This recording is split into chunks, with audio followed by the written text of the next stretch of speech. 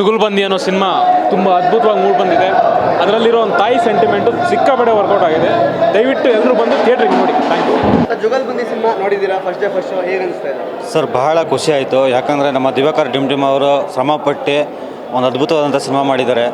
ಇವಾಗ ನಾವು ಹೊಸ ಕಲಾವಿದರನ್ನ, ಹೊಸ ನಿರ್ದೇಶಕರನ್ನ ನಾವು ಬೆಂಬಲಿಸಬೇಕು. ಯಾಕಂದರೆ ಸಿನಿಮಾ ಮಾಡೋದೇ ತುಂಬ ಕಷ್ಟ. ಅಂಥದ್ರಲ್ಲಿ ನಾವು ಮಾಡಿರೋ ಒಂದು ಅದ್ಭುತವಾದಂಥ ಸಿನಿಮಾನ, ಕಷ್ಟಪಟ್ಟು ಮಾಡಿರುವಂಥ ಸಿನಿಮಾನ ನಾವು ನೋಡದೇ ಇದ್ದರೆ ಮುಂದಿನ ದಿನಗಳಲ್ಲಿ ಹೊಸ ತಂಡಕ್ಕೆ ತುಂಬ ಪ್ರಾಬ್ಲಮ್ ಆಗುತ್ತೆ.